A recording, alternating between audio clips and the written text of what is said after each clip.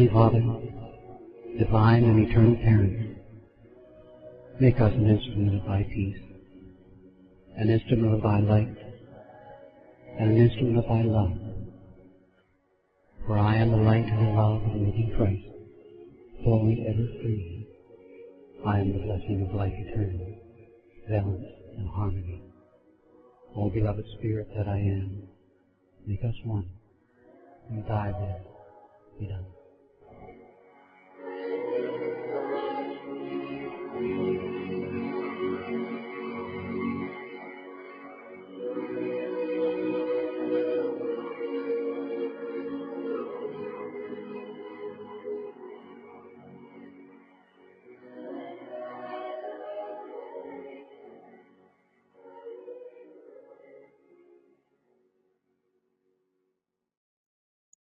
Lady Gabriel's presentation, June 12, 2005, Side A. It is our great pleasure and honor and privilege to be sharing this evening with Gabrael. Thank you, beloved. Thank you. It is my honor to be with you, all of you. I want to thank so many of you for making it possible for me to be here, for the love, the embrace, and to be embraced as a family, the family of light, the family of one itself, expressing through its many aspects. So, beloved ones, let us start, or in Olympic terms, let the games begin. There are two fronts that I want to approach with all of you.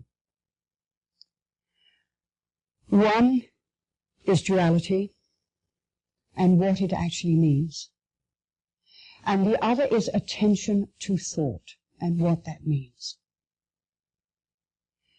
I want to just go back a little to my journeying, inasmuch that it represents the journeying of all of us. Now, when I say this to each and every one of you, I'm not talking from a me level.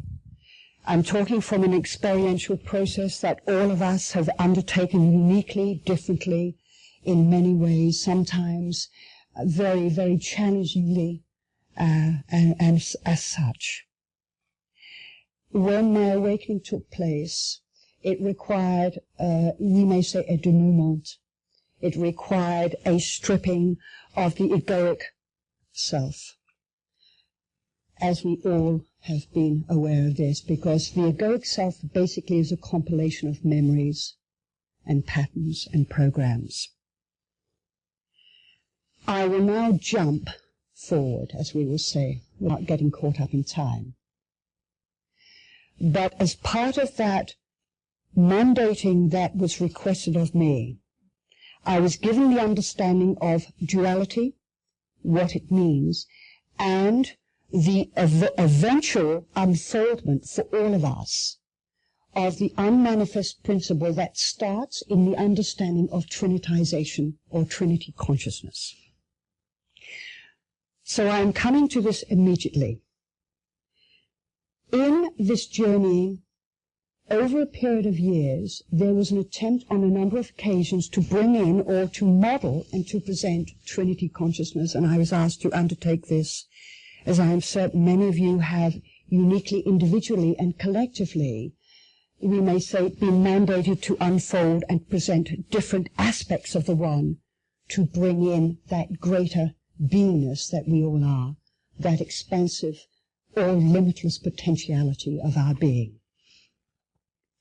It wasn't quite ready to go, as we discovered, and yet each and every one of us was giving our all. But so much work and so much of the stripping of the me level, the psychological time consciousness that we have created as grids, as matrices, as patterns, have gradually been dissolved through such as yourselves, who are loved, honored, and we may say absolutely and utterly, we may say adored by your greater beings, because we're it, in order to bring through the multidimensionality that we truly are, from levels beyond our what we call human realization and expectations. And of course, we may say mind cells will play little numbers with us and do its best to continue fragmentation. But the reason I say this is because I brought with me, and I was asked this time to model it properly. Now, when I say that, I brought with me two brothers that I met in Malaysia. I had been aware of these brothers. We had connected along the path, as we will say. And the presence that they exuded was sufficient for me to know that these two beings had been brought into my life in order to present a modeling of Trinity consciousness, to finally let go and walk out of the door of what we call duality. But it was asked that it be modeled and explained physically. Please hear where I'm coming from here. So I have two beautiful brothers who are holding with me a trinitized field of being, of consciousness, Rahim and beloved Sophia. And you will meet them at some time individually, whereby we are a magnified field that is making it possible for us to hold an even greater field. So as each of you will leave here tonight, you will walk away strengthened, supported in your being, to unfold and to further, we may say, open the lotus of your being, the love, the isness, the presence that you are. So I thank you, my beloved Sophia and Rahim, for the grace that you have presented to me for this to take place.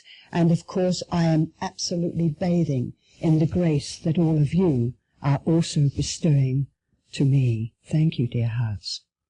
Duality consciousness. In the choice to come into this level of consciousness that we are in the human perspective, in the physical matter principle that we will say, a physical dimension.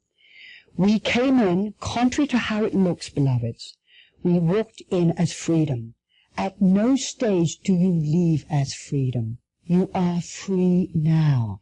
You are never in bondage. You walked in as freedom in the choice to undertake a phenomenal experience to bring multidimensionality, limitless potentiality, and to anchor it into a physical manifestation. That manifestation we call the divine human being. It is one of the most magnificent, we may say, creations that we, from our greater beingness, from all that is, from the central sun and beyond and beyond and beyond. We have many delineations, dear hearts, and we all understand that.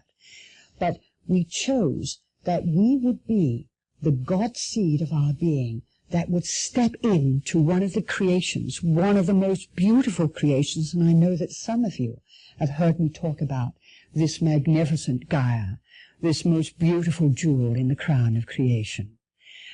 Mother Earth, Mother Nature, and I also call Matrix as well, because boy does she present her tricks in nature itself, as we all know, particularly throughout, we may say, our denser chakras. Some call our sexual chakras and lower chakras, but all is part of the same thing. So what I'm saying to you here, the idea was to come in, to experience and forge ourselves in the crucible of matter. As a result, there are two agendas taking place at exactly the same time. Now, even as I am speaking with you, I ask that you indulge me. I ask that in your compassion you understand that my speech may not quite align to your speech, and also to understand it is not perception, it is simply an articulation of presence that is expressing now through this manifestation, as we are all the presence, uniquely, wonderfully expressing as the one through the many. And so what took place was that we chose then to incarnate here and to, one, divinitize matter. Two, and they are actually side by side, expand our limitless potentiality. For we could not know what we are until we actually reflected to ourselves that which we are. It had to be that way. Paradoxical as it may seem, we have created everything to act as the grist, to act as the fuel, to act as the launching pad to a greater self in physical manifestation, but a lighter and a higher frequency, which some people will call ascension. But really, it is not about, we may say, leaving the planet with your baggage or anything like that, and I know many of you have left your baggage behind, and are still, we may say, dropping your baggage very quickly and very smoothly. If not, you get a kick up the backside, as many of you have realized, lovingly, because you've chosen this. You are great masters in your own right in choosing to come here. And so that agenda was to create and to experience limitless potentiality in a physical manifestation. And by golly, is it starting to happen. However, as part of this experience, we may say that in the automatic principle of reflecting the one as the many, in splitting off as the divine spark into the principle of masculine and feminine, the yin and the yang, from the one came the two, is the expression. We automatically then reflected duality externally and even brought into it within ourselves. We then started to, as part of this experiencing, coming into the nature principle, joining and merging with nature's kingdoms, which works on a sidereal consciousness of, we may say, cyclical spring, summer, autumn, winter, the mating game, as we will say. Some of you have heard me talk about that before, the mating, the dating game, all of it. We chose that we would go through this sort of experience. We chose to come in to a physical plane of consciousness called matter, which is predicated on a field of time. Time is truth on one level, but we have also created something which is a false paradigm called psychological time as well. Now, let me try and elaborate a little further to reassure you what this is about. In choosing this, we are feeling beings. We are the limitless love, the limitless charity, isness, and everything. The feeling principle. That was the only way we were going to know what we were, was to feel ourselves. And of course, naturally, we wanted to feel each other as well. In coming into this, we may say, chose to concentrate in some respects, first of all, on the innocent part of ourselves where we were fairly ethereal. We still hadn't quite anchored into full physicality, but we were very young, innocent and immature in that respect. We were great and are great ethereal consciousness, but that was not what our intention and our mandate was within ourselves. Our mandate is to be fully in our power, in full consciousness, in a physical realm of being.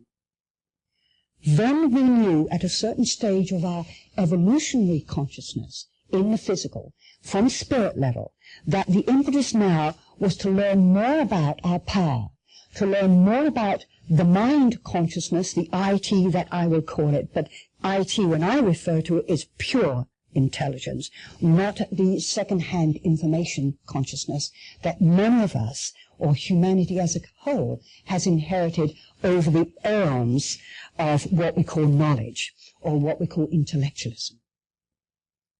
But all is well, beloved. All is well. So in choosing this, we did something quite phenomenal. We chose as kids on the block to play with the Lego blocks, learn how to mold, learn to kick sand in each other's faces even, do whatever, literally do whatever we wanted, because we had to know and what appeared to go down one avenue to find out who we really are. We had to go to the edge of our boundaries, to the apex of the lid of our being itself.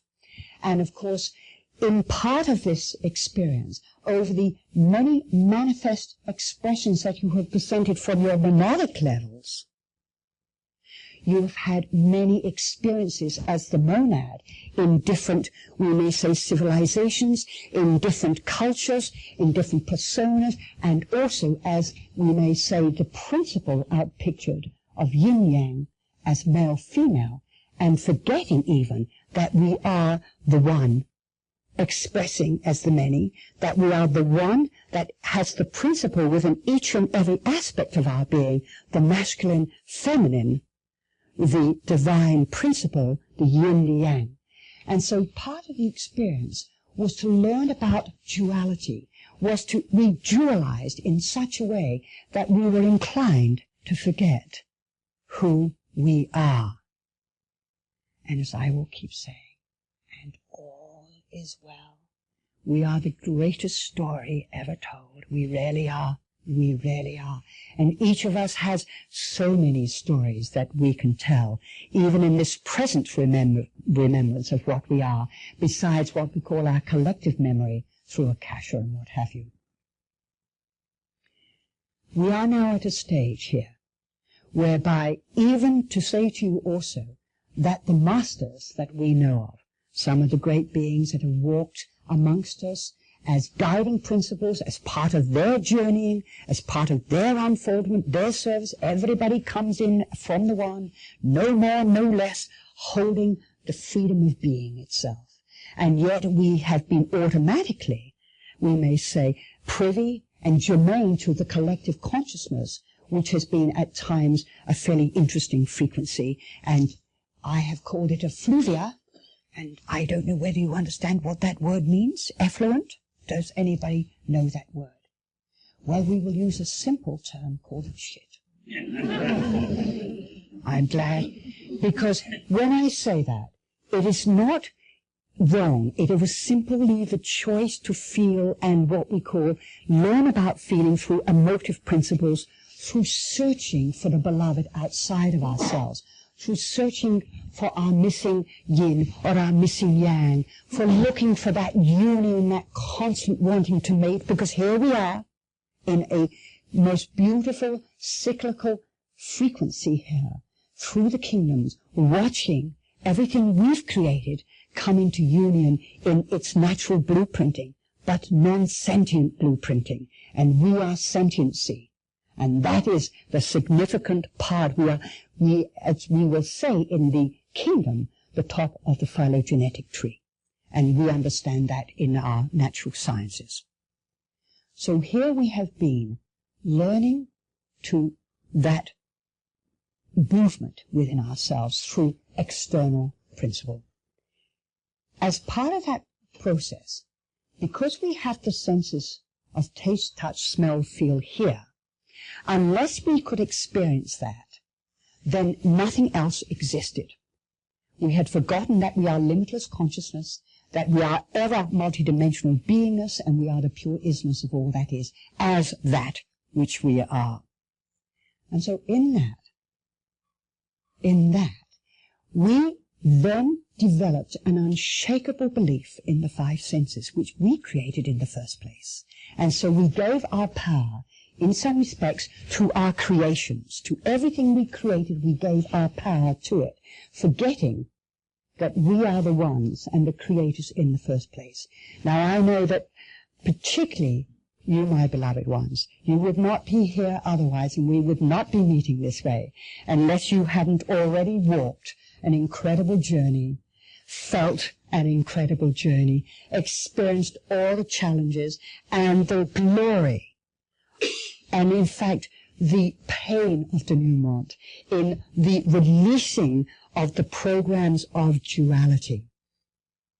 Because this is now what is fundamental to that realization, and why I am talking about to break duality, trinitization, because the one is now bringing back the two into itself. Each and every one of you is bringing back into your beingness as the one your duality principle of masculine and feminine, yin-yang, and even releasing the plays which we will call the grids of consciousness that present an out there perspective. The constant looking outside of ourselves, the constant reflecting back to that we feel we need to reflect back to ourselves to find out who we are. You are starting to see through a glass clearly. You will increasingly, as the master love that you are, increasingly will you become aware that you are looking so clearly there is nothing to reflect back to you other than the recognition that you are unity consciousness expressing so magnificently in this manifestation. And thus you will see the compassion. You will realize that you are compassion, you are love, you are isness. And that compassion will see the rest of the world in its perfection, no matter the play, no matter how that appears to be, because it is that very grist that has been forging you in the crucible of your being. Spirit has been forged in the crucible of matter. And the result of that is you are now divinitizing the very cellular levels of your being, the atoms, the molecules. You are dissolving the grids by your very presence. And everyone and any other aspect that comes into your presence, they do not need to know, because you will be no labels, forms, titles, or degrees. You have no need for any of that. You are love. And yes, you can present any, we may say, facade. You can present any way, but it doesn't mean anything to you anymore. It doesn't matter what people think of you anymore. And you will appropriately, as you walk on this magnificent planet, in this most magnificent room, and I can hear my brother agreeing and cawing and saying, yes, yes. They are with us. There's no such thing as a Guinness anyway. But as you do that, then your very beingness, it is not what you do anymore. It is not what others think of you. Yes, you will accommodate the choice of other people's beings who are not yet ready to fully know who they are, but you already know. There is only one love, one light, one heart, one voice, one eternal echo of celebration and love and dance. We are dancing, beloveds, tonight. We're dancing because we're starting to tango. We're starting to salsa. We're doing it all, dear hearts.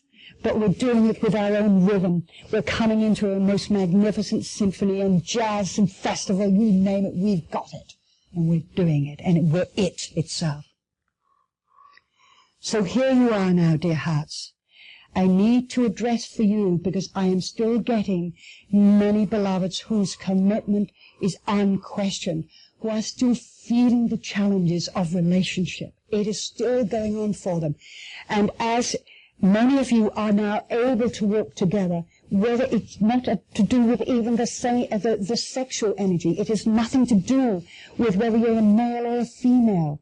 It is to do with what you are holding within, where you will attract the group consciousness to you, the group souling, because we came in many group souls in order to express and to hold this consciousness.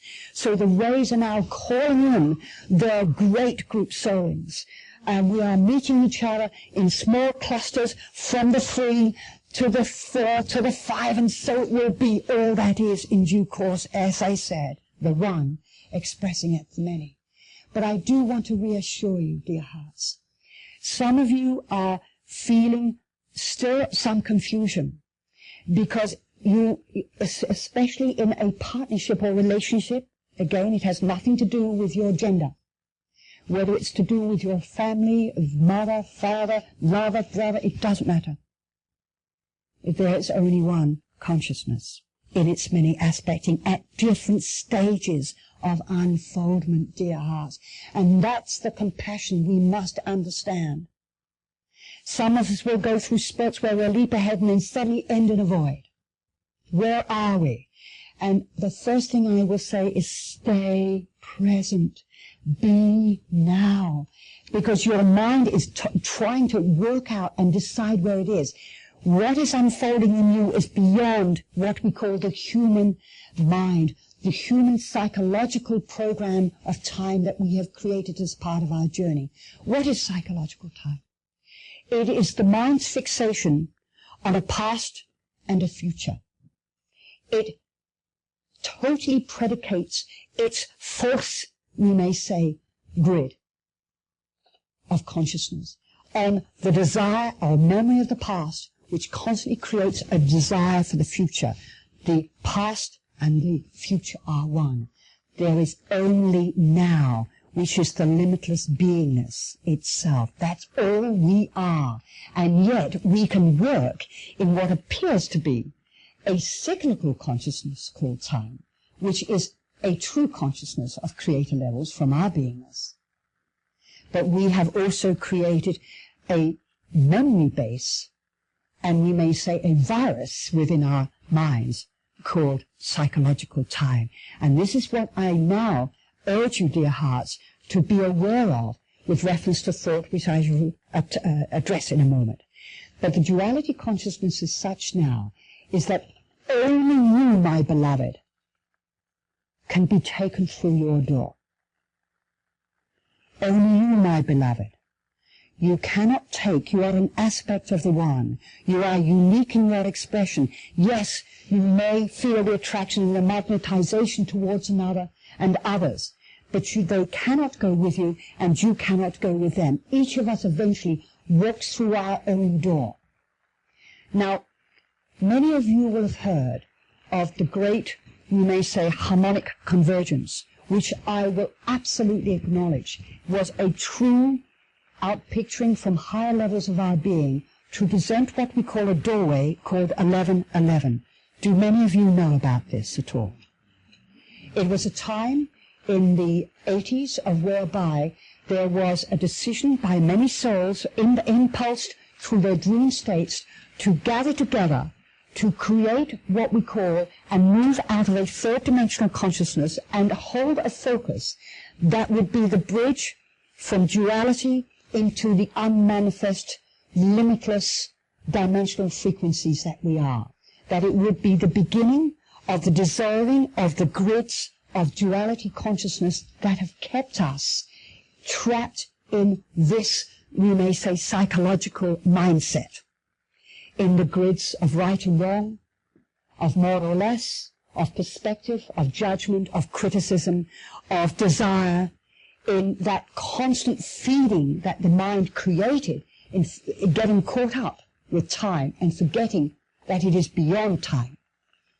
It got caught in this, what we call mindset, and created this principle.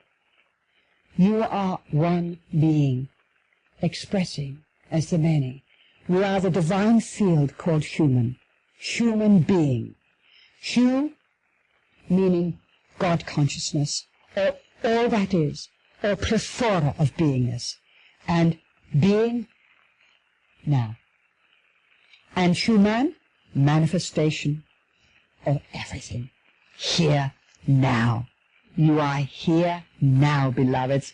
You are it now. You are all that is now.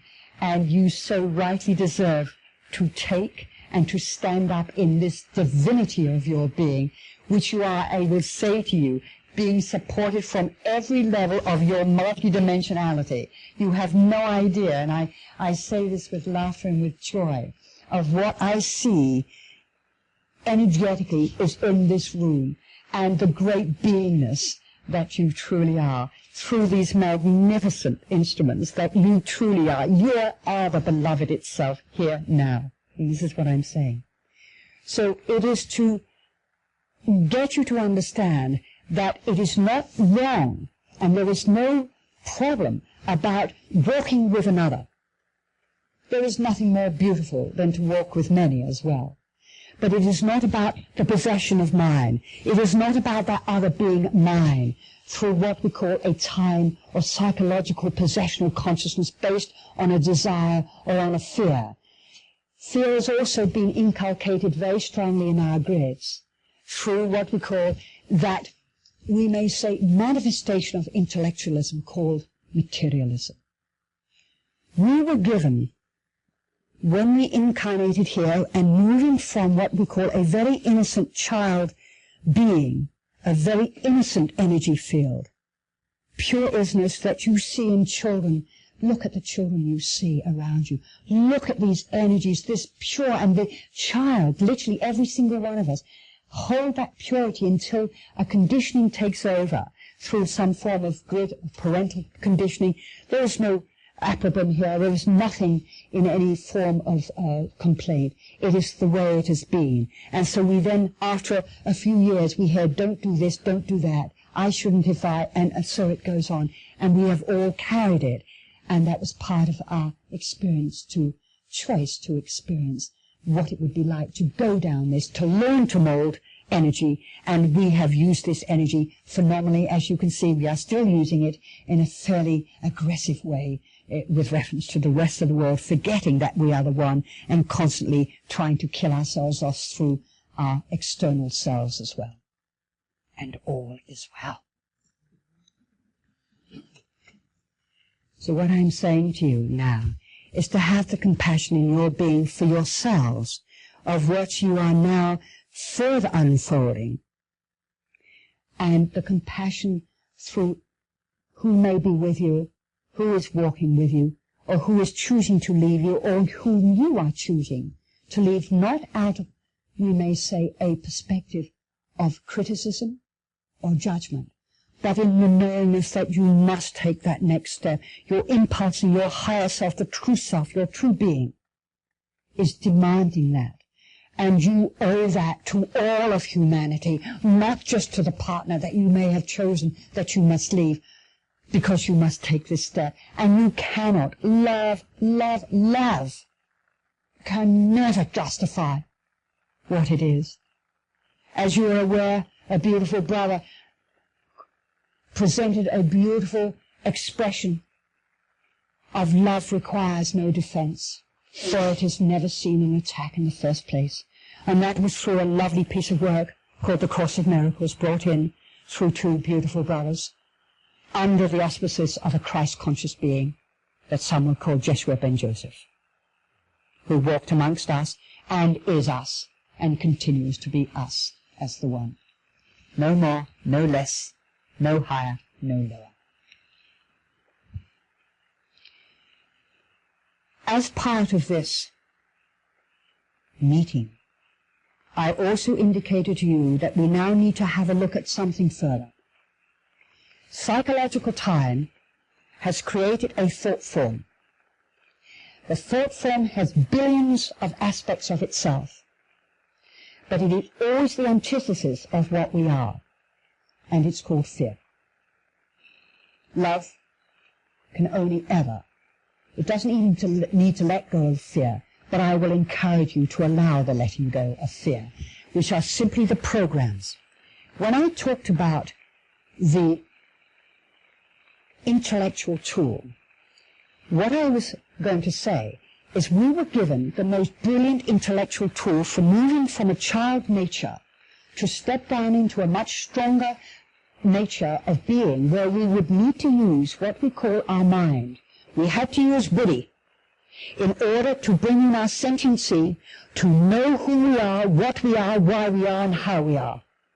So we had to, the wisdom of our being, as a collective then chose to start calling in the buddhi consciousness in such a way that yet again, in our innocence, we will always maybe exaggerate one way or the other.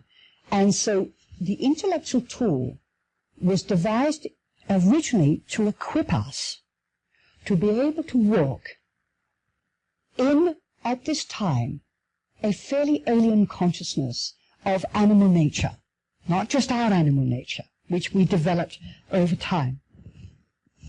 But we had arrived at the time of some very large beings called dinosaurs, who took one look at us. Some may have been herbivores, but clearly some were carnivores.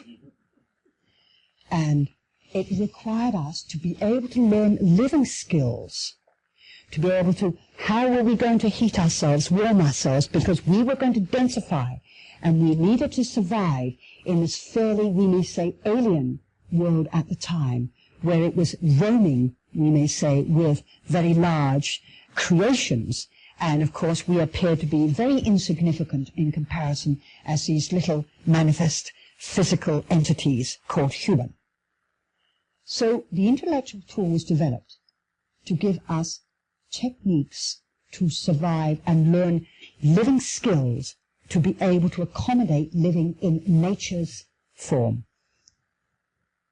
What we did, as we started to bring Buddha in more powerfully so, and this took place very, very powerfully over the last, we may say, few hundred years, even more so at the time of the revolution, at the time of the Middle Ages, when we started to move into intellectualism very powerfully, we developed a very powerful intellectualism, whereby everything was inherited knowledge.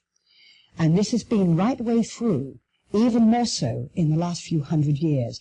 We have run in leaps and bounds with our ability to understand our technology, to learn about what we can create and mold in the physical, how we use our energies, how we can split the atom, how we can bring in quantum physics and its side effect, quantum mechanics. We have done it all, but at, we may say, the risk of losing ourselves, the risk of losing our souls, our spirit, our love, our divinity, because it is a mind creation.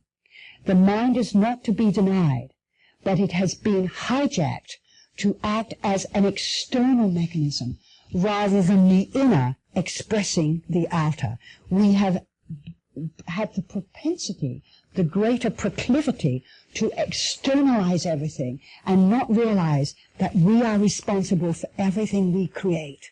We are everybody. There is no right, no wrong. This has simply been a choice to experience and to learn. And we must acknowledge this, not deny it. We carry with us every single technique we learn, everything that is to be honored, because we could not be here now but for that. And you may say, well, if this is where it is, I don't want to be here. And people have so many times over the years have said to me, I don't want to be here. And I said, beloveds, it's not the planet you want to be off. It's the consciousness you want to leave. That's all it is, because it is a consciousness that is being jammed, the frequencies, it has been unbelievable through power games. And we have all played power games. And those power games I call sex, power, and money, particularly in the duality play between the male and the female, where the female says, I'll give you my sex if you give me security. We all know the games. It's been played. Many of us have let it go, and we understand in compassion what it was about. There was no more, no less. The male and the female have both suffered through this illusionary grid consciousness that we created in our minds, called, as I call it, psychological time, based on psychological time, of thinking about past and future and what we needed. But from that intellectualism, we developed something, or we may say we spawned something, that has been, for all of us and for all of humanity, a very, very hard road to hoe. We developed and we bore a child called materialism. Material energy is beautiful. We are here to mold in the crucible of our being. We are here to learn, beloved, everything about using energy and molding it. We are the very fuel that drives creation itself. We are the creator, the molder, the creation itself.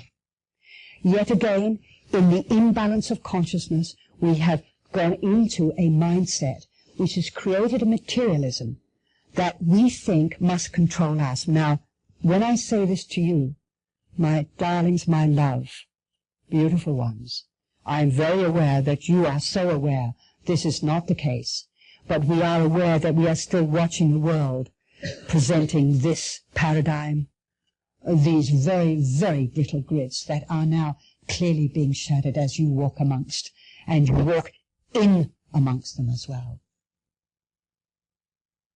That materialism has been very hard for everybody. Now, how can we present to you, and when I use the word we, please understand I'm coming from the one, and therefore I am the collective of your being as you are the collective of my being. So I again ask that you bear with me as I express this. There is no little person outside of me. There is only the one in the many light fields of our being, the many great multidimensional beingness that we are, beloved. How may I get you to have a look as an observer to this? We are now aware of what this is. Many, I think someone said there was a film called The Matrix, and I think a number of you, I don't know whether went to see The Matrix. It's a film, and it's a very clever film, of apparently a brother being sent into a matrix of consciousness and being told, you are here to change the matrix, you've got to be in it, as I use the expression, to win it. But we are literally now in our own matrix. From the core of our being, we are dissolving outwards. From the inner is now dissolving what appears to be the external, out there perspective through our minds that say, this is real. It's not. We are real as the one. But the illusion, the maya, the suffering, the grief is an illusion of consciousness. And we are here now, all of us, in the love, in the compassion, in the charity of our being, dissolving within ourselves, because it must start from each and every one of us. We cannot save the world, for there is no world to save. SOS is save ourselves. And what I mean, there is nothing to save. But basically the work, as many of you have understood, must take place now from within. And your inner levels, your still small voice, beloved, every part of your being, through the great, we may say, higher self that you are, is now energetically holding you, supporting you, guiding you, impulsing you in every way, no matter what your mind is trying to look at as to how it's going. You cannot do it that way.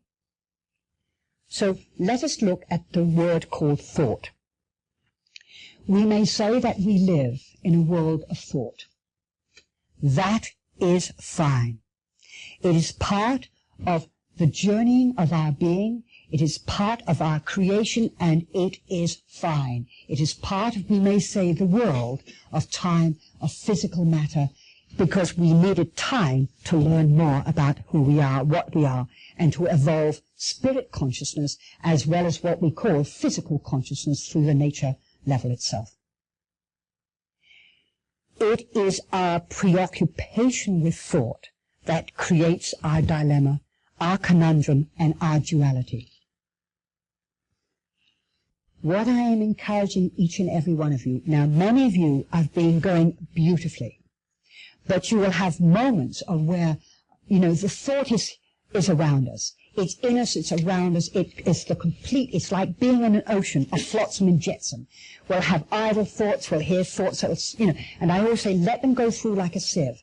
Just, because if we are the actual energy field, if we are the fuel itself, we are the creator, then we are the thought. If we give fuel to the thought, then we become the actual generating fuel for that thought to take off.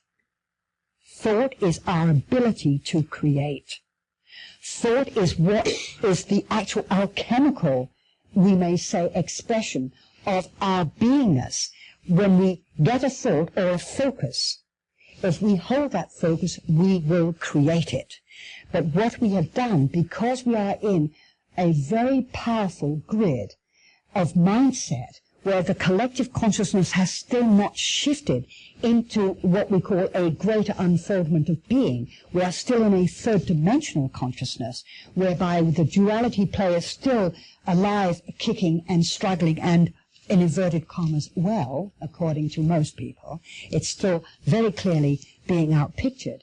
It is quite a challenge for many of us who have chosen willingly, committedly, through that knowingness within our being, that this no longer resonates for us to be in a world of the pain, of the suffering, of the hate, of the anger, in the world of duality, because when there is no pain, there is pleasure. I want you to hear the expression of duality. When there is no pain, there is pleasure. That has nothing to do with love. When you are with a person and you have made love or something like that, then out of the blue something happens between you. You're in ecstasy, you're in heights, because this again is the union of the one wanting to, having the memory of expressing itself at that moment where there is unionization, which cannot take place through bodies, and I'm going to be very clear about that.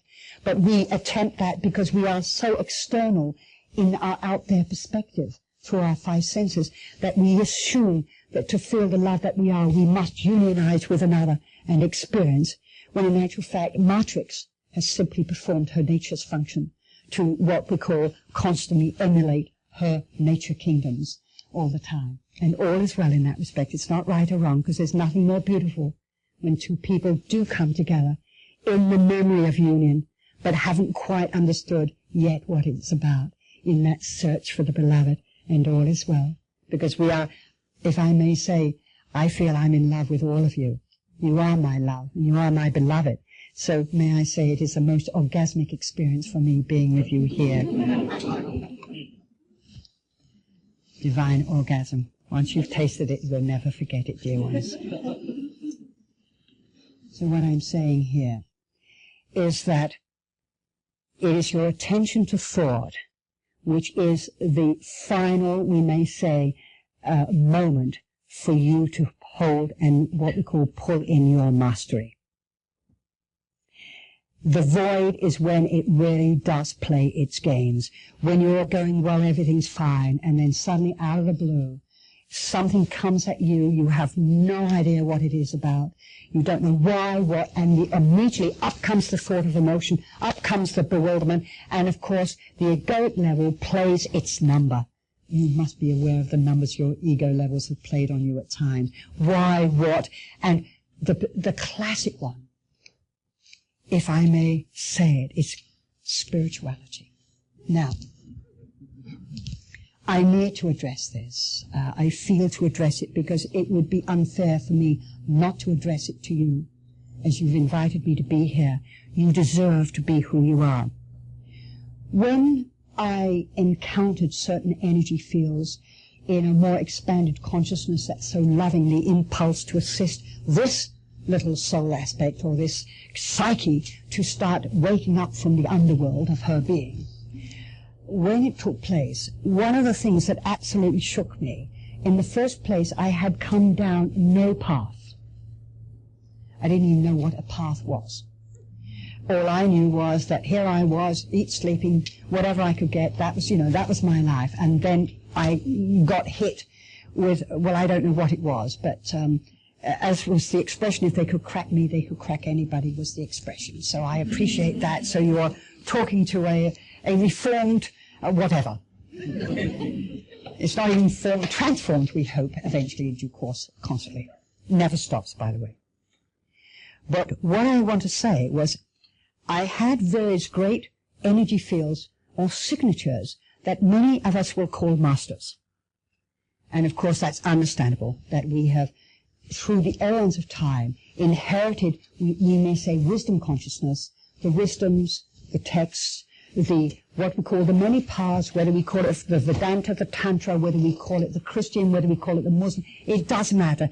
There are the many external knowledge paths that we, in our out there perspectives, kept searching for the God outside of ourselves, assuming it had to be outside, and we're all of it.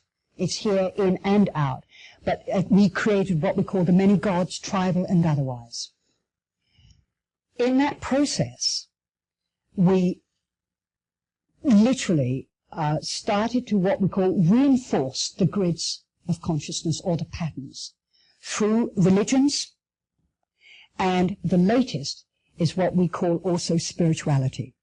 Now please, I have no issue with the way that we will all choose to use, you may say, stepping stones and guideposts to give us, when the quest starts, we will go down every journey from shamanism to this, to that, to, you name it. And I've always said, look, we cannot awaken through crystals. Crystals are part of us. And that being the case, the transformation is within. And the mineral kingdoms are what we create and are part of us. And it is simply the acknowledgement of the beauty and the delight that we have created and the beautiful energies that these energies hold and are still in the main maintained. Thank God for Mother Earth in holding us in that respect through her beautiful kingdoms, through her beautiful lungs as well. But the Masters presented and said to me, we are asking you to please convey in the beingness of your being, as when that unfolds in your being, we are telling you right now that you have to go beyond us. We are not the be-all and the end-all.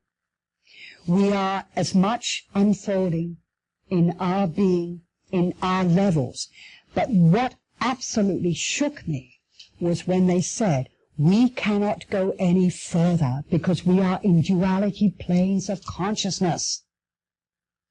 We could only aspire, serve, and unfold and go through the same denouement as all of you are now going. But we could not go beyond the duality plane because the grid had not been lifted. We reached the apex of that, what we call expression of creator in the manifest, because this is part of spirit evolution, part of the mandating, part of the multidimensional blueprints. We could not go beyond this because you are now moving into unmanifest states that are so multidimensional that you can actually bring them into the physical. All we could do was reach the mid in what we call our commitment, our service, the love that we wish to express. But you guys are doing something that we didn't choose to come in at that moment to present. And one of the things that was expressed so clearly, every master, no matter how we may look at their and appear to inherit some of the knowledge that they presented, it was not what they presented as knowledge. It was the grace of their being. It was the bestowal of presence that they were, just as you and many other beloveds are the bestowal of the pure isness itself in manifest form. Only you don't have to leave what we call the physical consciousness in order to be fully awake. You are here now. The grace, the peace that will pass all understanding. It is not because the peace that passeth all understanding, beloveds, has nothing to do with inherited knowledge, no matter how magnificent the wisdoms, no matter how magnificent the particular brothers that presented that wisdom or was written about that brother. You cannot go through anybody. You can only walk directly in your divine power, the isness that you truly are. And one of the impediments, it is now time for us to let go of the latest Lego block. And that is to, because every master, in due course, and that was expressed to me, we had to let go of our Hinduism, our Buddhism. We had to let go of saying, I'm a Hindu, I'm a Muslim, I'm a this, I'm a that, because it's a label. Part of my mandate was to walk amongst and become and allow, not becoming for a future, but be, and let go of all my labels, my titles, my forms, my degrees. I was here to walk as love itself, as you are, uniquely expressing, doesn't matter which way we want to put it, no more, no less, but as the one expressing through this facet of its many.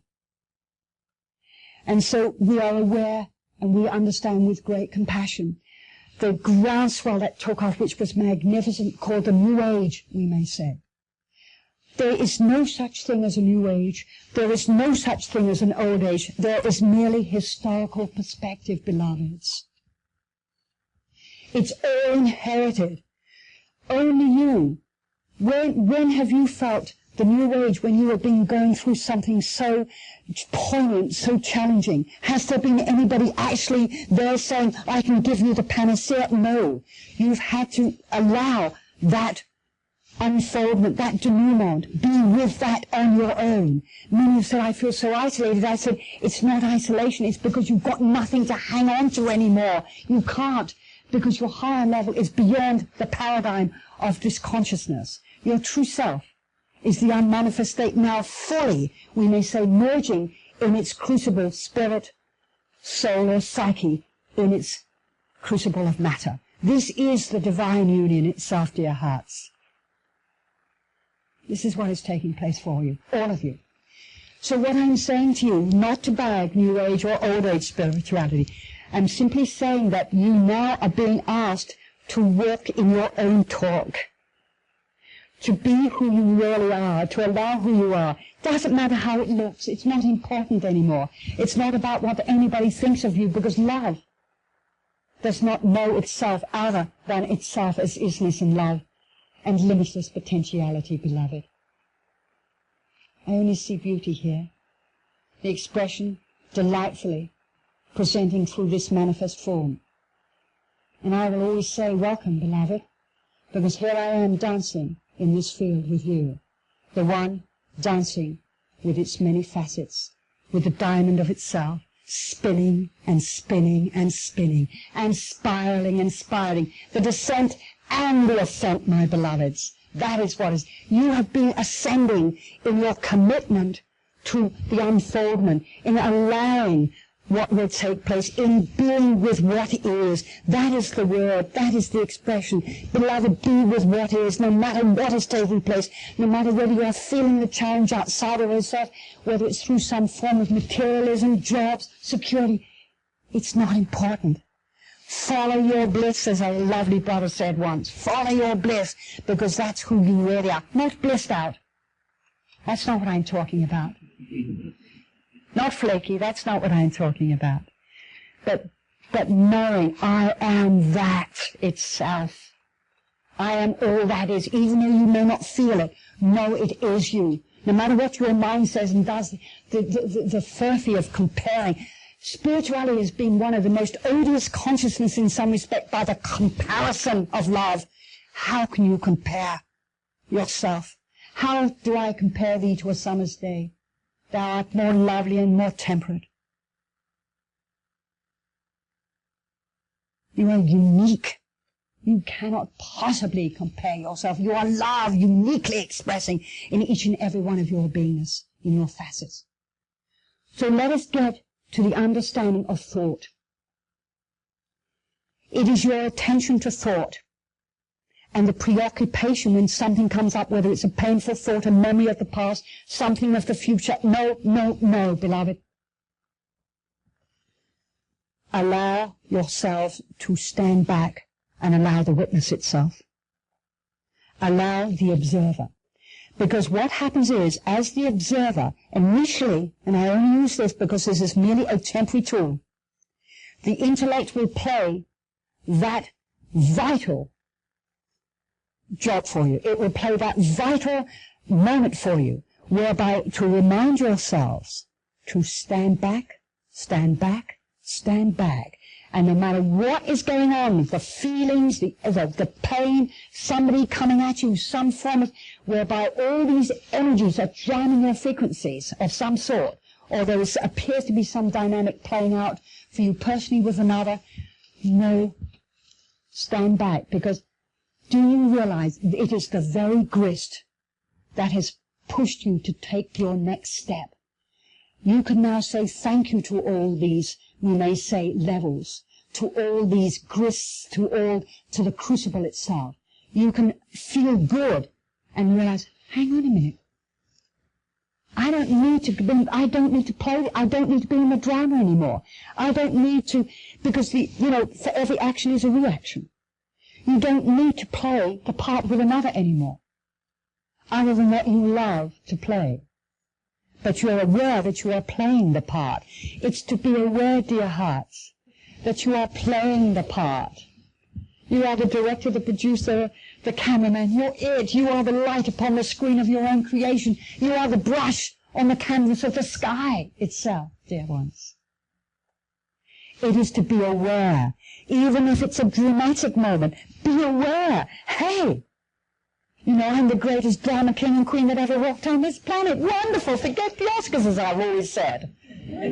But you know who you are, and you can even pull out of that moment any time you want. And it may be, you may even agree in the love and the compassion of your being, where somebody may come to you and want to involve you in something, and you will play that part for them, but you will not be of that part. You will allow them to perhaps pull you in because they need some form of assistance, some form of energetic holding. But don't take yourself seriously, all right? It's to stand back. So the idea now is to allow what we call the direct awareness. The direct awareness is what is now fast and amazingly anchoring into your very being. What tries to stop that direct awareness, that clarity, that impulse, is the thoughts that jam your mind. That's what goes on. And of course, here we are, walking amongst what we call a very interesting ocean with still lots of flotsam and jetsam running around. We don't need to grab those thoughts. We may get it, we may see it, but if you give attention to it, you are the very fuel that will give the creation to it. Bear in mind, we've been learning how to mold creation. We've been learning how to use our power, how to use our ears. Lady Gabriel's presentation, Side B. That runaway engine, you don't need to give it fuel to keep it going. Because when you step back, it has nothing to grist off. It has nothing. It will dissolve around you more and more and more. So I encourage you, support you, to allow for what we call a passive awareness. A passive allowance is the expression. It is not a denial. At no stage, my darlings, am I asking you to deny or indulge what you are feeling. It is beyond the pleasure and the pain. It's beyond the virago and the various epithets that we give it. It's beyond the duality principle, because awareness or passive allowance allows for direct awareness to come through, because already the mind is losing its clutter. It is being dissolved from its clutter. How many of you are aware now that even as we are walking here, half the time you cannot remember what took place a few days ago? I know at one stage I had to keep reassuring everybody they didn't have Alzheimer's. Well, really what it was simply the beginning of the shift of the paradigm, the shift of the dissolving of the grids whereby useless information was no longer important to us. And I may say we have done brilliantly with accruing useless information. Brilliantly so, because we got hooked on time in what we call creating a desire and a memory of past, which created a fear for the future for us. And it's all played its part, but it's been a very, very, I say, fascinating journey for us all. Less than amusing at times. I'm certain that you will agree on that. And probably for some of you, though, you may still be less than amused. But we'll get you even lesser than amused, if there is such an expression. I'm having fun with you here. So what I'm asking and encouraging you to do is every moment of your, as we call, day, every moment, and it'll even go through into your sleeping, physical sleeping hours. I was asked actually about the dreaming and about the visions and this and that, and I said, okay, fine. I think the most important thing for you is that even in dreams, what's taking place is there's confusion in our minds when we go to bed. Something may happen. We take to bed with us the same confusion, but because we're not so active, the mind tries to rearrange itself. It's the most amazing, what we call, system. It's an amazing superstring theory. It is stunning in the way. It is so compartmentalized. It is so fragmented that we'll try even rearranging and give you some form of something which will appear to be very bizarre at the time and what have you. But one thing you do know, you do start to hear, and very often you'll wake in the morning with a clarity. The more you allow for the passive awareness, the more the clarity will start impulsing you in a way that is not about, can I hear a voice or this or that. Some of you will uniquely, we may say, know it in different ways. Some do hear a voice. Some get a gut feeling. Some they know. it's a knowingness, it's that intuitive beingness that starts to come through.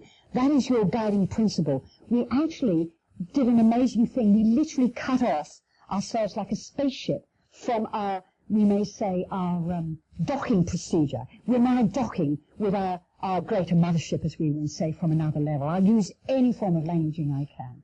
I think I was mandated for that because I seem to have the gift of the gab in that respect. So,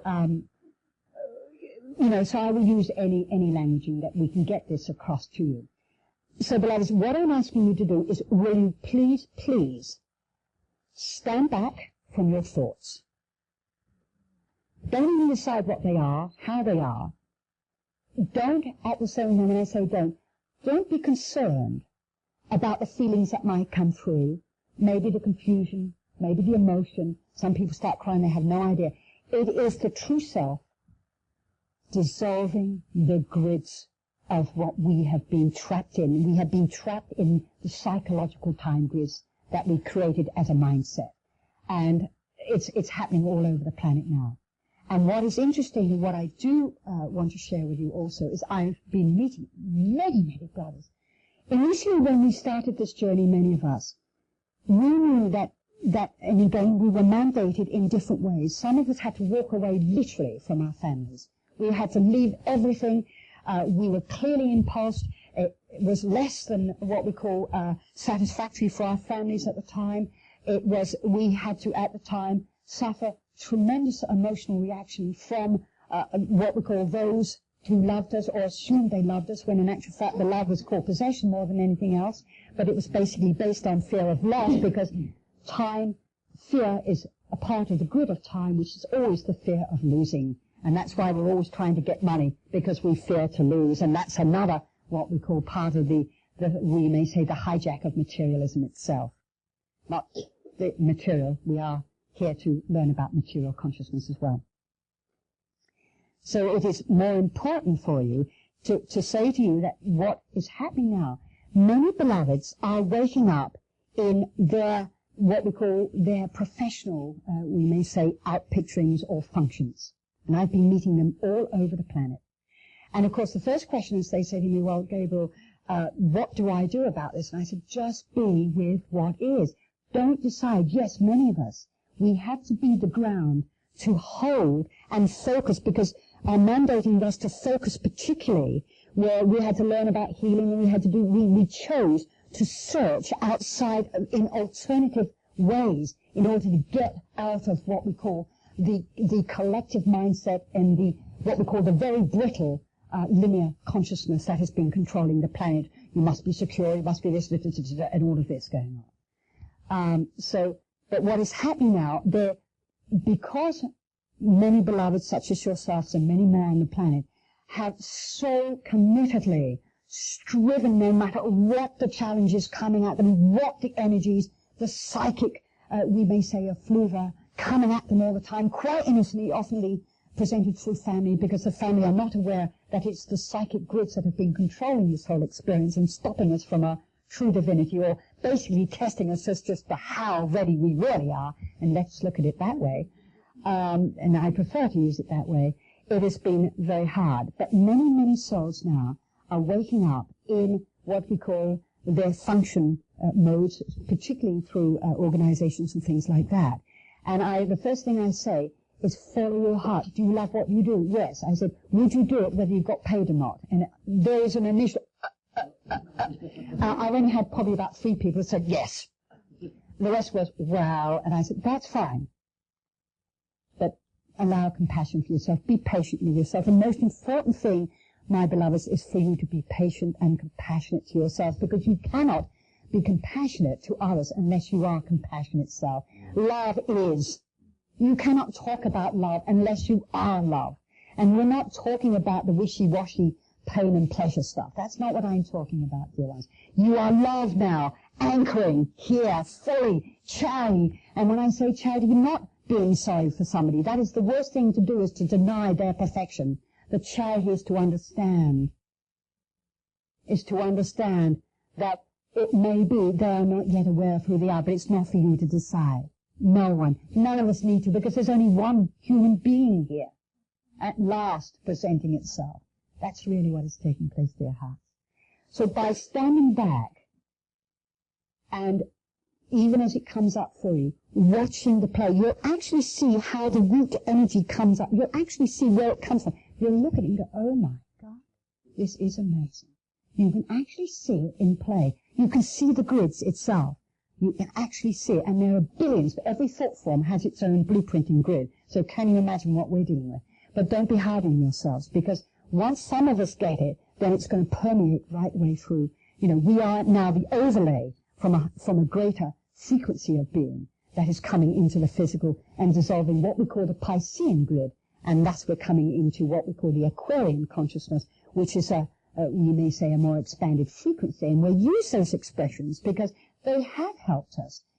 You know, it is important that I acknowledge every single, we may say, knowledge or wisdom that is presented through some form of text or some form of wisdom passed down, because it was always the frequency of the being initially that was people were caught up with, and of course the propensity was, like the herd baby, to follow it. But it is always to encourage to be our own, as the Master said.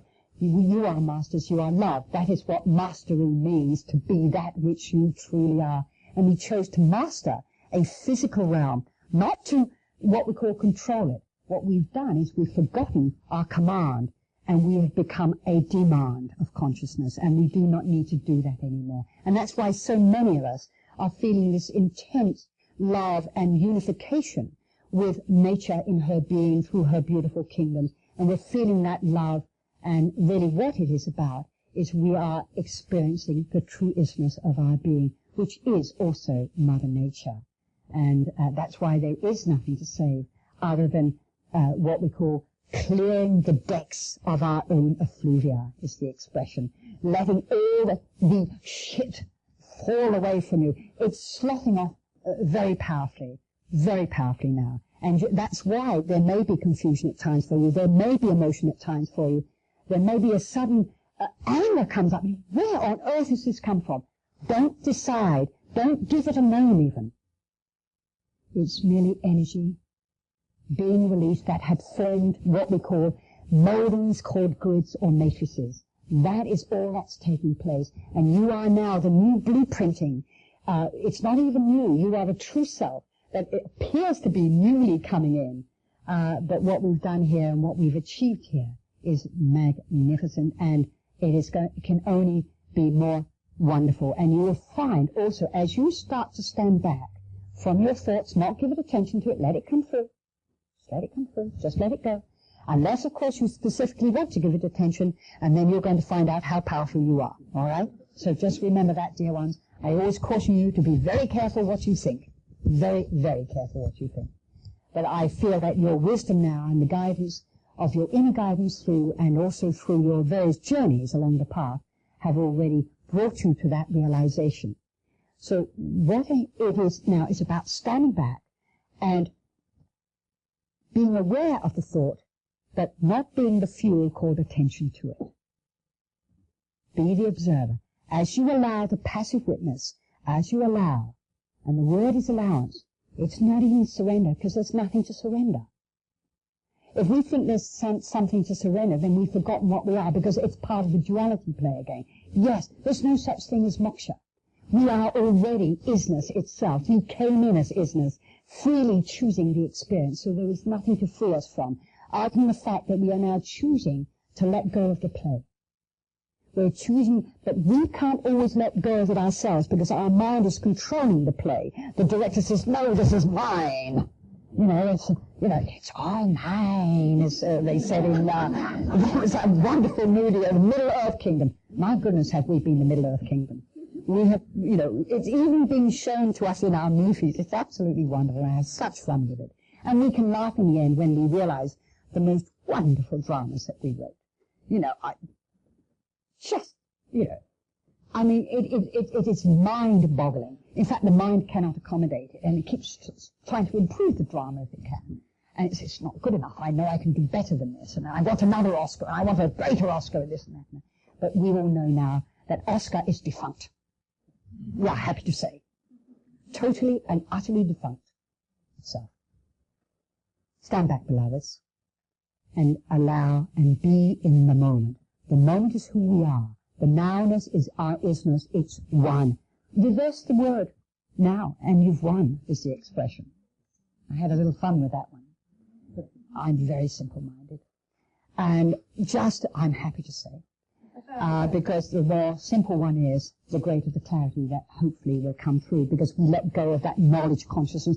The intellectualism is a defunct consciousness. Not to deny it, it has played its part, but it does not give us the life force that we are. It is, again, as I said, a false grid of consciousness. You are pure life coming in, my darlings. You are pure isness now unfolding. Will you dance with me? Yeah. Good. Good. Standing back, standing back, standing back is again, to allow yourself. Now, what happens is, the mode of the observer, again, is part of what we call, what appears to be the intellectual tool watching itself, because I'm definitely acknowledging the use of the intellectual tool initially. But what happens is the observer disappears eventually, and all that presents is direct awareness. You can play, you can live, you function, you do not lose function in any way, but there is nothing to impede your flow. And I'm going to say to you, there is nothing that you cannot be and express. The flow is the true self of your being. We don't need the little plastic card. Eventually that will dissolve. We can still use the plastic card, but without giving it the power that we have given it as a fear. You know, we can have fun.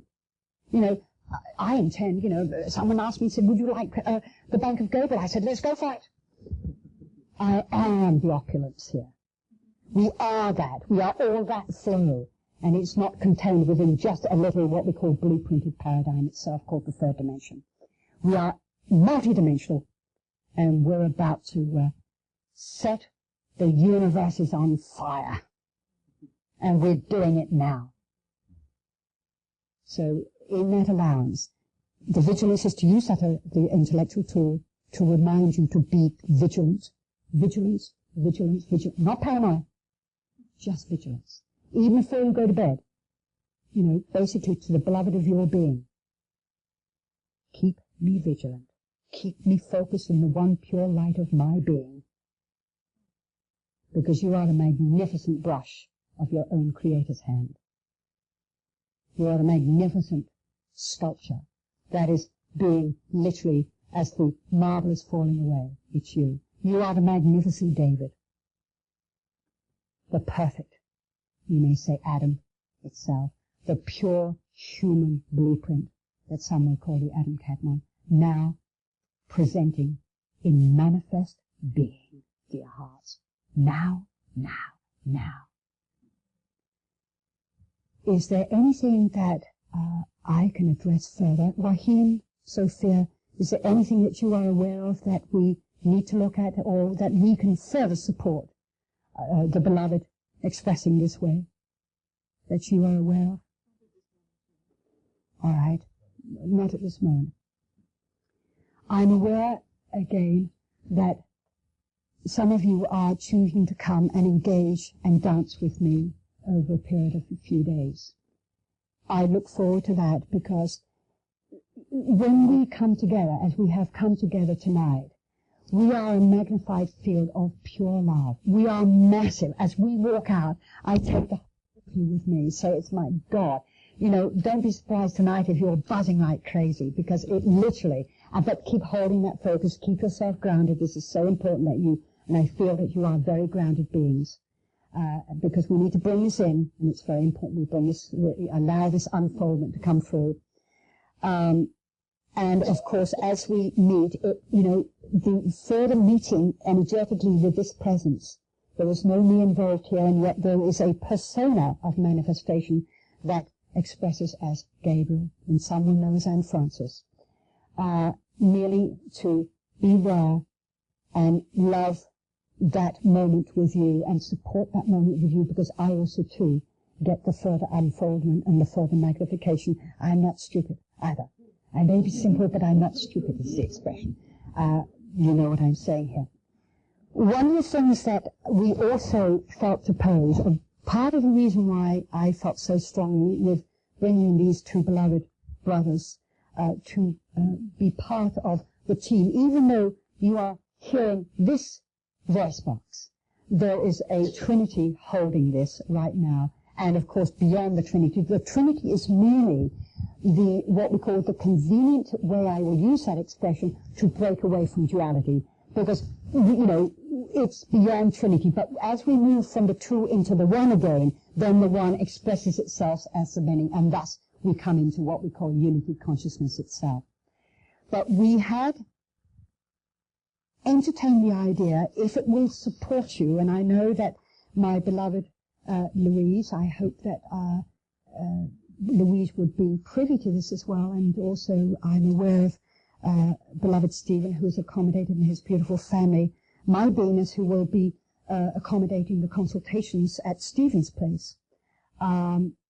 We felt that maybe if you were interested, if you still felt that there was something not quite what we call moving, that with the three of us holding a field with you, that we perhaps could entertain and suggest to you, if you are interested, it's entirely your volition.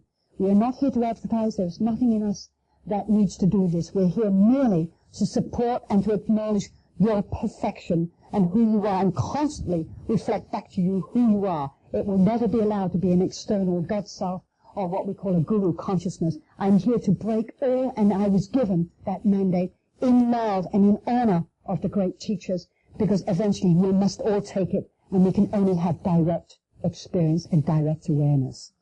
But if it will support you, we thought that we would be happy to take maybe over a period of a few days, maybe 2-3 days or something, a group of about 7 or 8 at a time, and hold you, work with you, and help slough and dissolve those what we call little remnants that may still be appearing for you.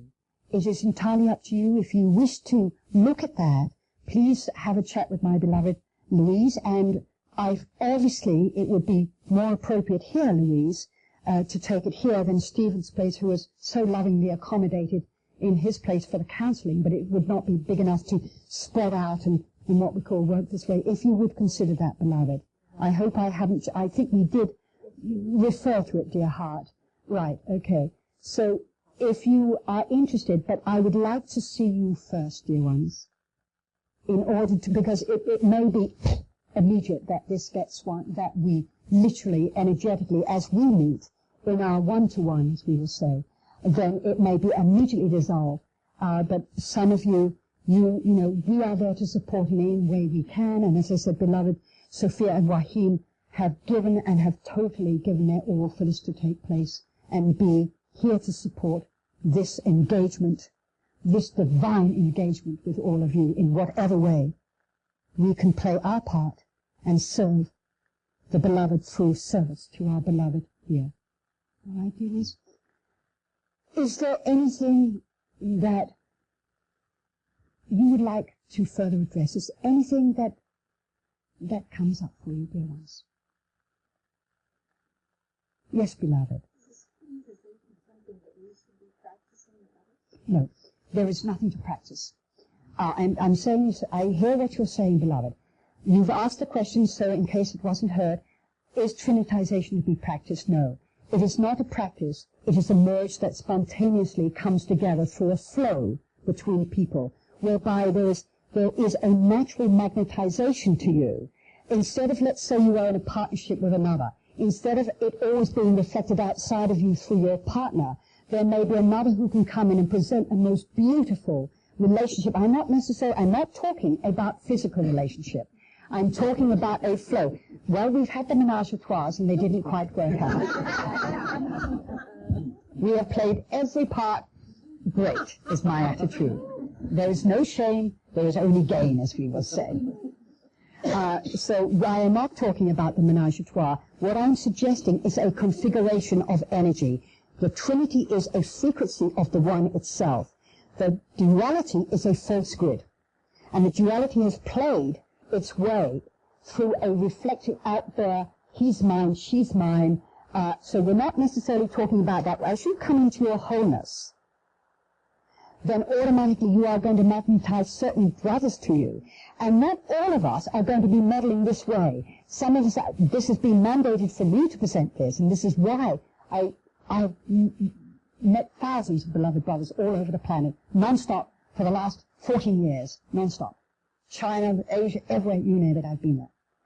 When I met these two beloved brothers a few years ago, and one particularly fairly recently, the flow and the energy was so magnificent, I didn't have to think about it. When the mandating and the impulsing came through to me to come, first of all, when beloved Stephen and Louise invited me to Canada, at first I declined because I felt that the greatest service was not to have a physical outpicturing. But basically, and as I wrote an email to our beloved Stephen, which I basically said, Stephen, I believe the greatest service I could give you is by not to appear. But then Stephen wrote in such a way whereby I then understood that this would be of some help in the physical for many beloveds. Thank you, dear heart. Thank you. You are the Lord, my darling. You are it. But I hear what you're saying. I will never deny the acknowledgement of the beloved in any of us. So what I'm saying here is that that field was sufficient for me to immediately, spontaneously, once I said to Stephen, I will come, and to Louise, I then said to Sophia, out of the blue, will you come with me to Canada? There was no equivocation. Yes. Joaquin walked away from his position to do it immediately.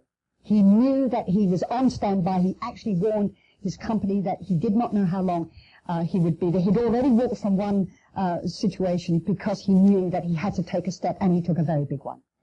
The result was it was a very fast tracking around Wahib sufficiently for me to know I have a model that's been presented to me, and my service and my responsibility is to invite this energy through Rahim and beloved Sophia to hold it with me. And of course there are many other beloveds that I also hold magnificent fields with, but I knew it was to be modeled this way. And how marvelous that these beloveds have come, the cross-fertilization of energy. They've come from Malaysia.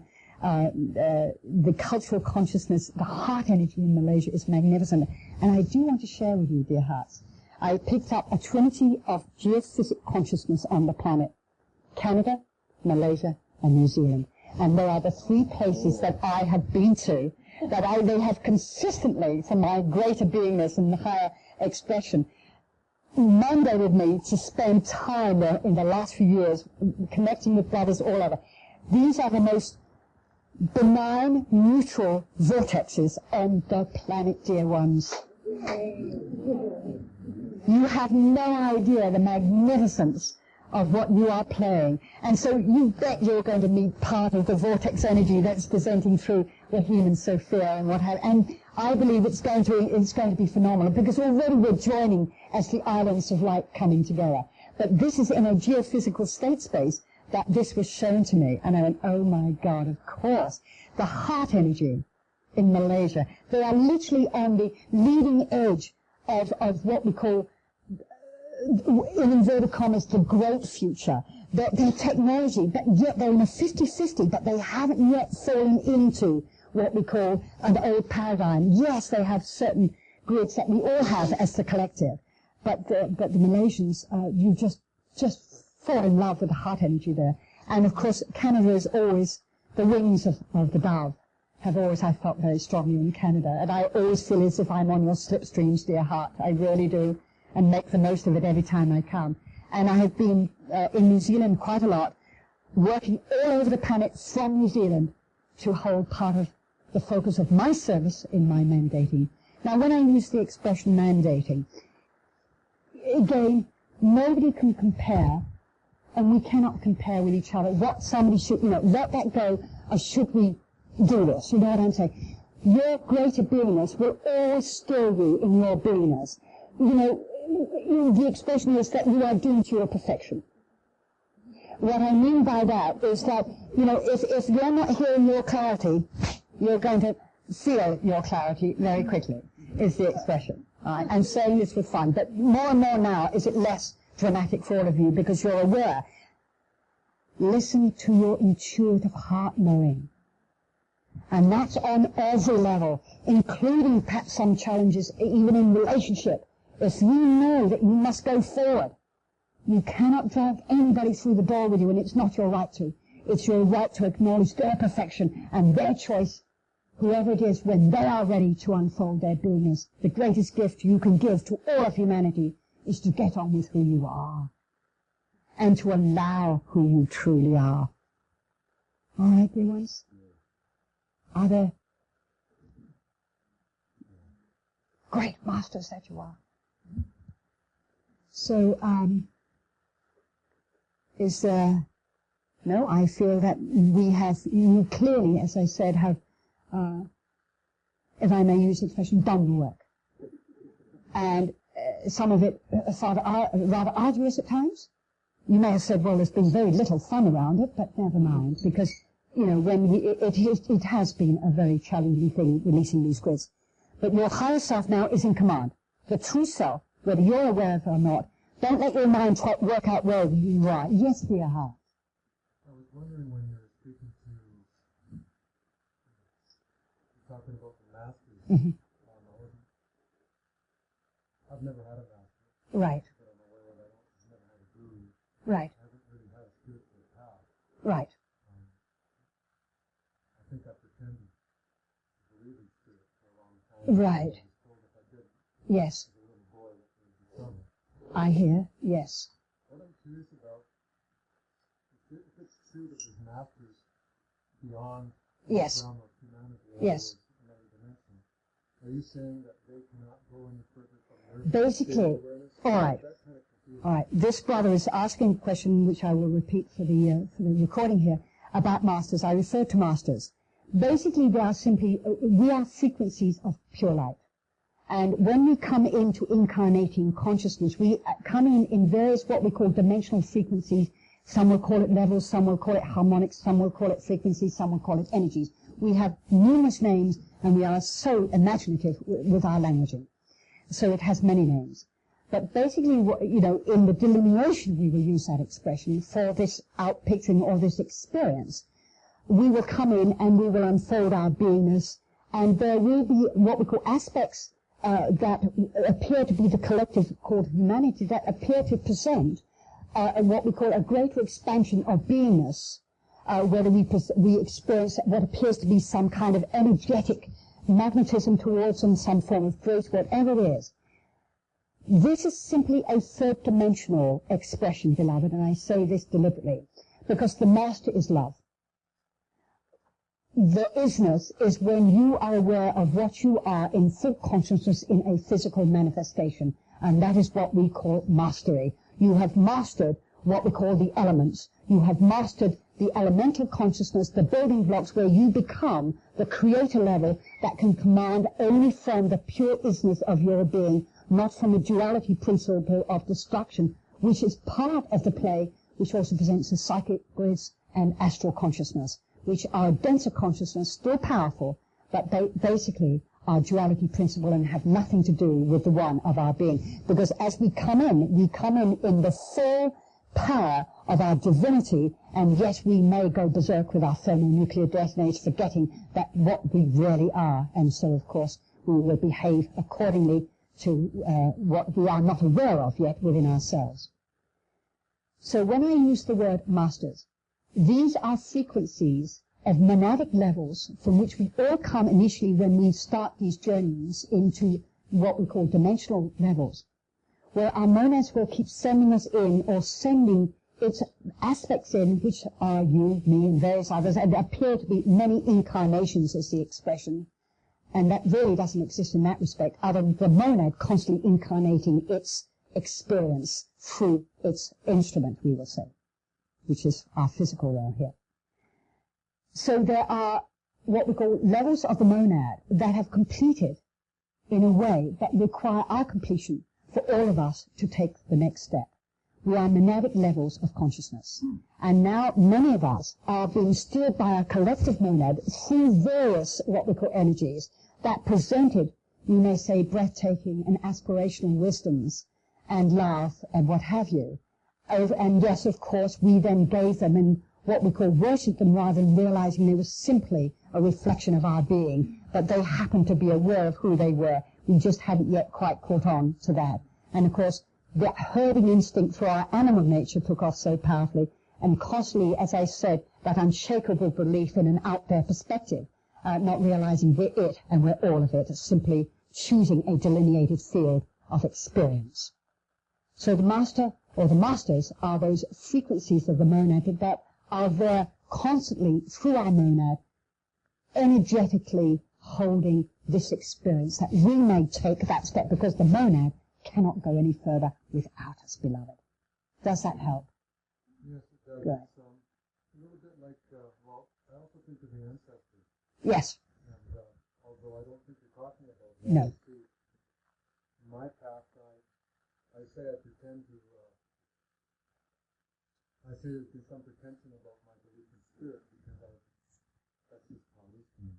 Yes. Right now. Yes. My confusion. And, but I do have some belief in nature.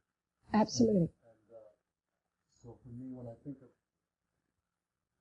nature, when I think of the natural world, when I think of the ones before me that lived in the natural world, tribal communities, Yes. and others, I think, anyway.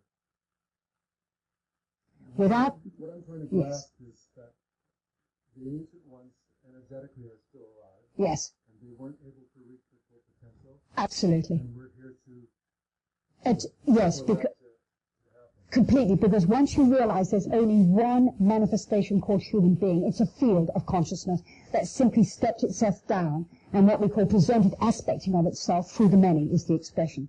The human being is a divine manifestation of our creator levels. We are part of all of it. So that being the case, there is a principle called what we call experience of evolution of spirit. But when I use the word evolution, I am not talking about an accruement. What we call spirit merely expands through its experience of what we call physical evolution. Spirit doesn't need to learn anything, because it is all that is. It's simply, we may say, journeys away from itself to expand itself and to, we may say, unify itself even in a more aware consciousness. Basically, awareness simply presented itself as consciousness. When it became conscious, it then presented itself as I am. And then it shows I am that. And so we have this, what appears to be, in the manifest state, delineating principle or delineating fields of experience for that greater beingness. I love the fact that you made the comment about the potential of spirit. I'm going to say to you, the words and the languaging that I use does not exist. This is merely a metaphor. We use words, and unfortunately the word is not the described, and because we've become so linearized, we have forgotten the symbology through nature, through that recognition of, we have been down what we call the paganism and this and that, and yet they're all metaphors for our true selves in various manifestations. That's all they are. So I understand your choice, and I will ask you to allow not to try and pretend about the word spirit. Languaging isn't necessary. Be who you are, beloved. And yes, it is for us to honor what we call, we have built the pyramid through the foundations of our forefathers' experiences, or the nomadic levels' experiences in manifestation over the various civilizations. So of course we can feel appreciative. As I said, everything that's happened is our choice, and we wouldn't be here but for it.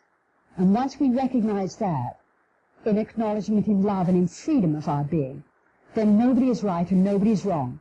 There was only a choice to experience. Would it be all right to ask one other question? Please do, dear one. Dear heart, you are welcome here. Please.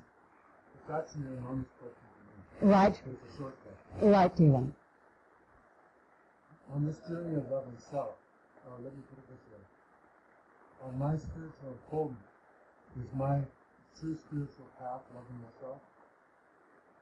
That's the question. Your part, yes.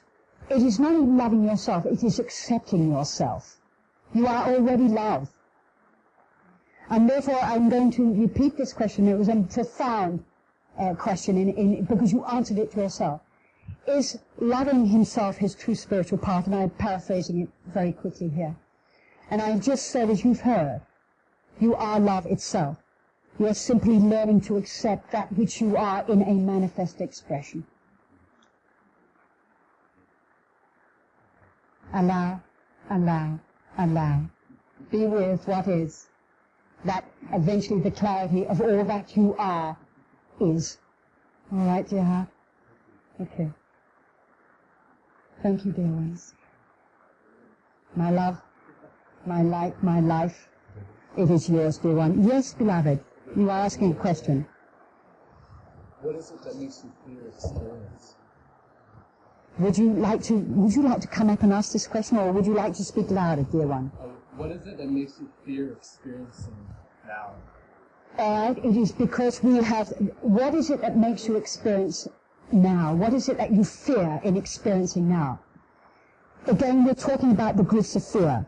These are memories, conditions, and patterns that we have created over aeons of time through our, what we call, biological experiences, through our possessional consciousness, or through seeing ourselves so powerfully and getting so stuck in our physicality that we kept wanting to possess outside of ourselves. And so there was always that inculcated within our grids of consciousness is that fear of loss. So, of course, you've got to, through our five sense reality, which is an unreality in many respects, unless we see it, unless we know it, unless we feel it, touch it, taste it, smell it, then it is not there. You know what I'm saying? Because our linearity has been so strong that we have forgot to intuitively work our being. We have been cut off from our direct intuitive probe or principle that guides us intuitively. So anything that appears, that doesn't appear to what we present your reality and your virtual reality of what we call linearity of the world as we see it third dimensionally, if you can't smell it, it doesn't exist, that immediately blocks us from that natural source that is already with us. That's the reason why I'm saying, if you stand back, you don't have to force yourself to do anything, dear hearts. Never. Don't let the mind try and do anything. Don't try to be spiritual. Don't try to be kind. Don't try to be charitable. Just be, and be patient with that which you are, no matter. Be your anger. When I say that, you are your anger. If we say I'm going to try to not to be angry, we're actually replaying the same thing, and we've created the same duality. There is no everything's opposite.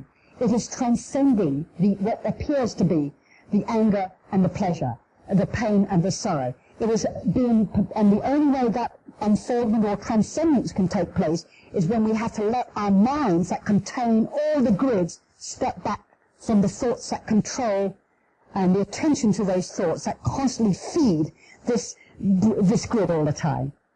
All right? So it's more than anything else. All that's coming up for you is the most natural process in the conditioning of humanity. Just allow and be okay about who you are. All right, dear one? There is nothing that your higher self will not present to you that cannot, and it does not already exist within you. You are limitless potentiality expressing itself in human manifestation. All right, beloved? Is that a lovely sound? Beautiful sound.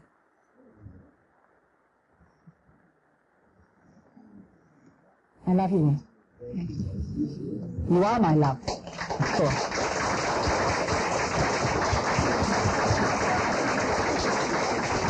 Thank you, beloved Louise, for the most gracious presence here and the beauty of this space. Thank you, beloved. Where's my beloved Stephen? For the embrace with yourself, your beloved sister Judy, and your delightful mother, who is sitting there. I have become a member of your family, thank you, and I feel I am a member with all of you. I am part of you, all of you here. Thank you, dear ones.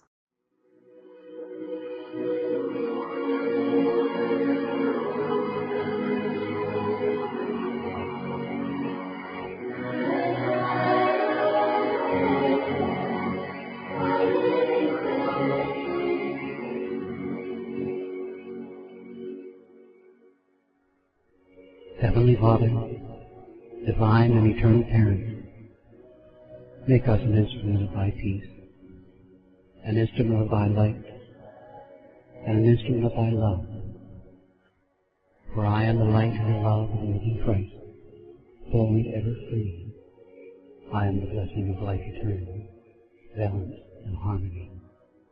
O beloved Spirit that I am, make us one, and thy will be done.